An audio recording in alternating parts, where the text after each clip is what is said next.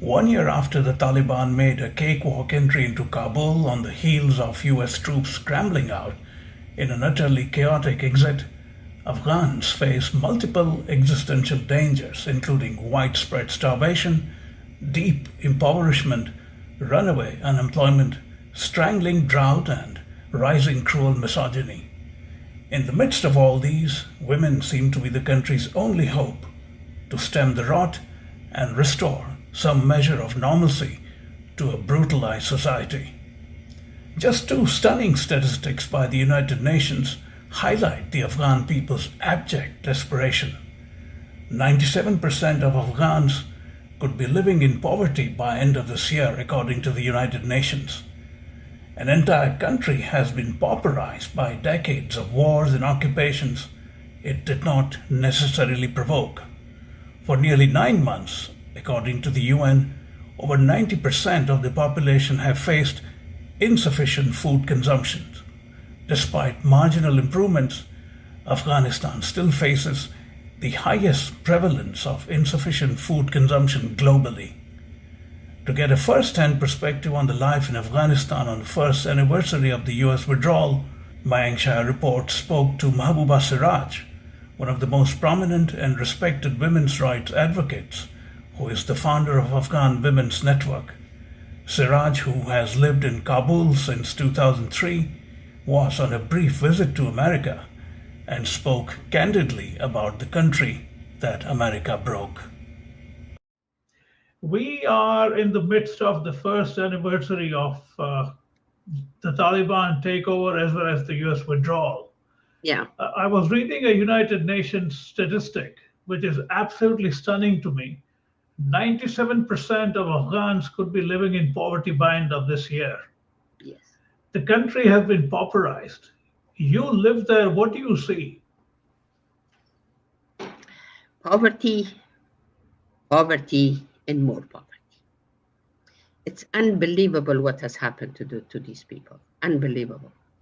There was always a group of people that they were poor in Afghanistan. It's not something completely new for us.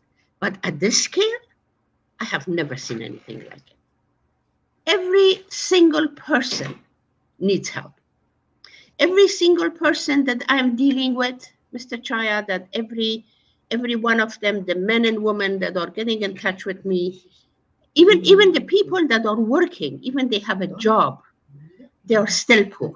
Because if something happens, like a sickness, or they have to go to the hospital, that's it. Every single penny that they have, then it goes away. Yeah.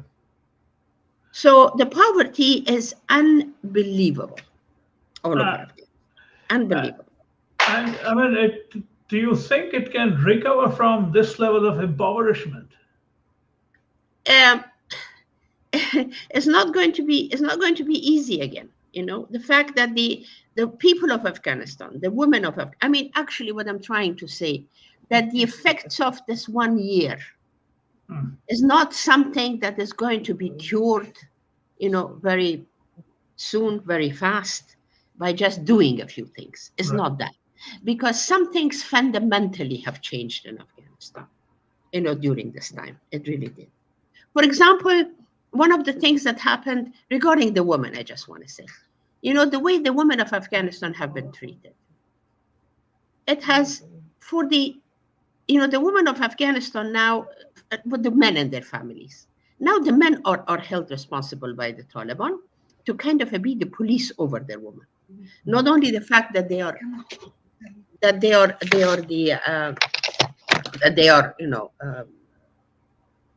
the members of their families. They're policing on them. A story somebody said the other day that women were. There was a woman who was the head of her family. She doesn't have any parents, and she was working and she was running the family. She has brothers and sisters. And then since the Taliban, because she's not working, so she's no longer the head of the family. And she's, getting in touch with me, getting in touch with a lot of people and trying to get some money. And she brings the money in, and the family also, of course, but with the whole poverty thing, they're trying to help. And then at the same time, one day at one of these recent nights, when they were having dinner or something at home, the brother said to her that from now on, you cannot get out of the house. You cannot go outside. You cannot go and look for a job. You cannot do anything because if you do, I'm supposed to be answering to the Taliban. And the Astonishing. woman turned around and said, "Have you forgotten? I was almost like your mother. I am the one that is actually was looking after you. I was the provider of this house." And the brother slapped her. Whoa. So that to me, this is an example of what is next that we have to be really dealing with. It's a whole, change in the whole society's outlook towards women one more time. Right. I was the witness of it once before. We worked on it. I'm going to be the witness of it. I mean, I'm witnessing it now one more time. It, So these changes are not something that is going to happen, by just giving people a little bit more food or something is going to change it. I call them the little band-aids that you put right. on people for it to cure the disease. So this is something that something that happens, and it's really absolutely awful. You And know, as far as this extent of cruel misogyny right, by a group of, I mean, there are still a limited number of Taliban members. yeah, It's not as if the whole country is Taliban. that's true. That's I true. would argue that perhaps maybe even if there are, say, a million Taliban members, you have 10, 20 times that against them if they were to rise. Why is it that there is no societal pushback to this level of cruelty to women? We were all thinking about that, and so was I, we all kind of had women, we were talking, and I came up with one conclusion, which is really interesting. Mhm. But the thing is that, when I arrived in Afghanistan in 2003, and we started working with the women of Afghanistan at that time, the Taliban were not there. Of course, the side effect of the Taliban were there, but that was on the men of Afghanistan. Throughout these 20 years, we fought with the men of Afghanistan. We tried to, not the Taliban men, but the men in general. Those were the ones that they were abusing their women. Those were the ones, most of them, or some of them, that were not letting their kids go to school. All of those things that they were happening at that time by the men. The same thing is right now. The men of Afghanistan, Mr. Chhaya, Hmm. and I really have to say this, and I'm sorry, maybe not all of them are the same, but a big majority of them, I can say. I hate generalizing, but I'm seeing it around because I see what the level of abuse that has gone up in the families, that the men are the ones that they are accepting it. Actually, the men of Afghanistan have no problems with the way Taliban are running Afghanistan. Actually, they have no problem with the fact that, but apart from some of them, and some of Right. them do have a huge problem. Yeah. They don't have any problem with the way the schools are closed, the girls are being, shunned away and put away, and all of that, and they're fine with it actually. So this is what is becoming very scary. Right. And the group of men that they were against this, or they were educated enough, and they were the ones that, they were working against this, all of this, are no longer in Afghanistan. Right. They left. Right. That begs the question whether any intervention from outside, be it by the US or Europeans or anyone, any help intervention from external sources is not going to really change Afghanistan at societal, cultural, deeper level, the way you're describing the way men have been treating women. No, you're right. This is something that we really have to work on it, ourselves. There is no doubt about it. And again, it's going to take, and the Taliban have to work with us. All of the men have to work with us. It's not that, the name of the game is not that we want to change the men of Afghanistan to become Westerners. The Mhm. Western ideas, that's not it. And they have to, the same way we have to prove it to them that is not what we really want. And they have to understand that also, that that's not what we are doing. But for that, it takes another level of understanding that they should understand. Yeah. So, so that's that I know. But at the same time, Mr. Chaya, the one thing that I wanted to say, the situation of Afghanistan, the way Afghanistan is right now, it has a lot to do with the fact that what the world wants to do, with Afghanistan. The Europeans, Americans, our neighbors, everyone, Right. what they want to do, because of, like, for example, just a very simple example of it, that right now, al-Zawahiri was killed in Afghanistan, and then al-Zawahiri is killed, but just before al-Zawahiri was found and killed, the United States was talking about the fact that they want to, do something with the money that they are holding, and they wanted to return the money to the Afghan people. Okay, that's really, was very fine. It was a sign that we thought, with putting restrictions on the Taliban and doing it the right way, this might actually, alleviate this all up, Right. this thing that we have. So, but Zawahiri was killed 2, 3 days after. United States has changed their mind. They don't want to give the money. Yeah. Now here we are. Again, the people of Afghanistan is the people of Afghanistan, that we are being, again, we are the ones that we are answering, and we are the ones that we are paying, and we are the ones that are getting punished. But what's the guarantee that if the US were to release the money, the Taliban would not just grab it and keep it for their own purposes and not pass it on to ordinary Afghans for their welfare? No. I'm sure you're right. There's no guarantee.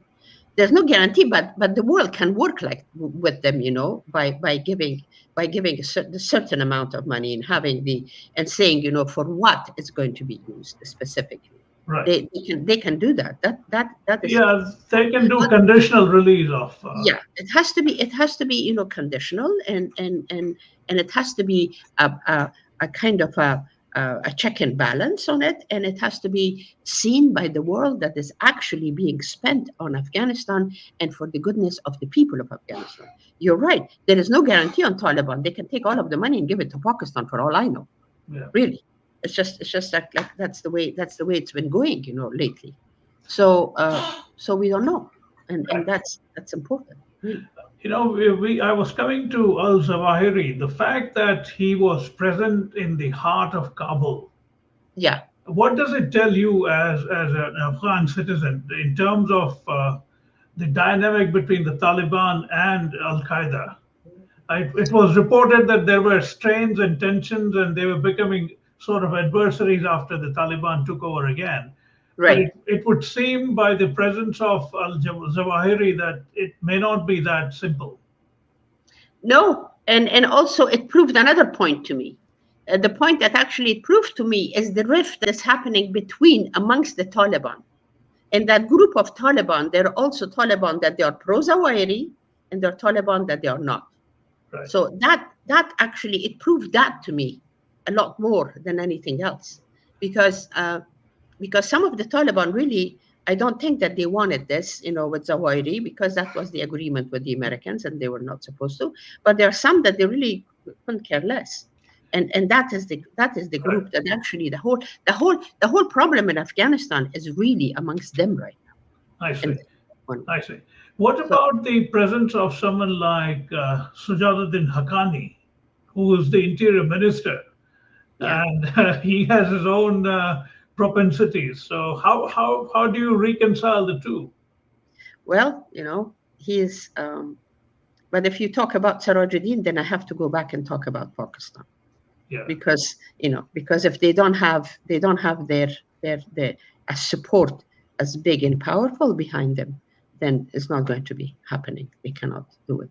It's Pakistan that is actually helping Sirajuddin in the group of Haqqanis. So yeah, so that's what it is. But these are, but as you know, the Taliban are such a secretive group of people, so they will never ever talk about something like this. I see. They're never going to mention it. And now there is something else that has happened, which is going to be very interesting. India has opened their embassy without the ambassador again in Kabul Right.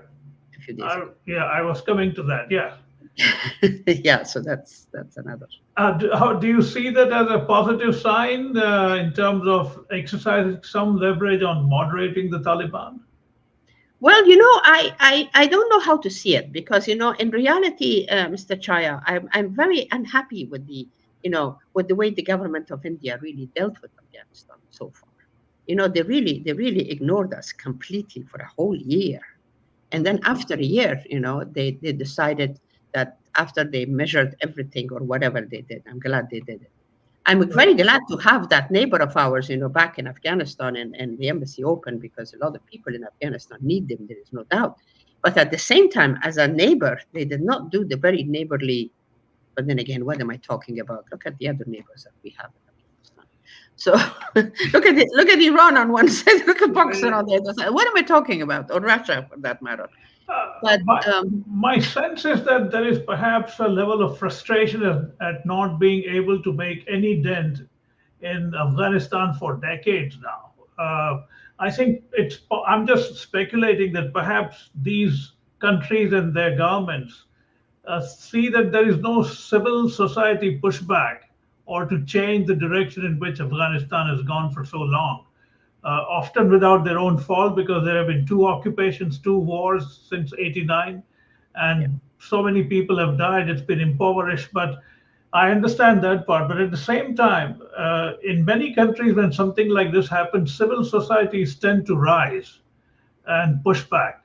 That doesn't seem to happen in Afghanistan. Maybe it's because it's a tribally structured society. Well, the fact that it's a tribally structured society, it of course it has a fantastic effect on it. Absolutely, there is no doubt. But at the same time, right now, the civil society of Afghanistan, Mr. Chaya, has changed to the women of Afghanistan. Right, So the only pushback that the world and everybody is seeing is from the women of Afghanistan. right, And as long as, as far as even the civil society is concerned, and the men of the civil society of Afghanistan, I hope from Afghanistan, from within Afghanistan, not outside. Outside, they are standing with us for women, but the inside. If they don't stand with us and they don't support us, this is going to be extremely difficult. You're very right. right. That's going to take a long time. Speaking of women, would you acknowledge that, at least in some ways, the US invasion and occupation and the follow work that happened did help the women of Afghanistan considerably, especially in cities? And that may be one of the many reasons why women are able to resist. Yeah, I mean the fact that the United States was in Afghanistan for the past for the 22 years that they were there. Remember, one of the reasons why they entered was because they wanted to save the women of Afghanistan. I mean, that was what they used for whatever to cover up a whole lot of other things that were going on in real Right. you know politics of it. But the women were helped because women, of course, you can only help a group of people if the people would like to get that help and they want to help themselves. And the women of Afghanistan were very keen to do that. And they when the education, the schools opened, the doors opened for the universities for them to get education, they were absolutely ready to jump on it and learn as much as they could. Right. When the opportunities were given for them to go and study more and become more and take opportunities and do take more responsibilities and do a fantastic work that the way they have done, they jumped on that too. So at the end of the day, you have actually in reality the only society that really, I mean, the young people also, of course, they showed a lot of boys and girls, men and Right. women, but mainly the women of Afghanistan showed such a difference and such an advancement on the That's true. Yeah. in the way they changed their lives. Yeah, absolutely. Given that your organization, Afghan Women's Network, and given your personal profile and lineage, are you inclined to jump in and maybe, even if it means there is resistance from the Taliban, to get involved more than you have had the chance to do so far? Well, it's been a year. And everybody was saying to me that, we were all telling, or the ladies were telling each other, about that particular day, which it was yesterday, the 15th, that what a Right. dark day it was. For me, this dark day was 365 days of the year. Every single day of it was a dark. So it's not that one day. I'm not, my complaint with the world is that, throughout this time, whatever they did in Afghanistan, they didn't take a hold of their whatever they were doing, and find out, like, in about 6 months after that, or 3 months after it, Right. 6 months after it, 9 months after it. They didn't take a whole an account of all of their deeds, what they were doing, whether it was working, it was not working, what it needed to be changed, what it not needed to be changed. No, none of those things happened, because for some strange reason the world does not believe in lessons learned. But at the same time, there is for me, uh, I'm a believer. I'm a believer of having discussions. I am I see. still a believer of that, because God has given us the power of tongue, not because for us to just flap it Right. around. It has given us, with our brain and our mind, to sit down and actually talk to each other and try to come up with some kind of an agreement.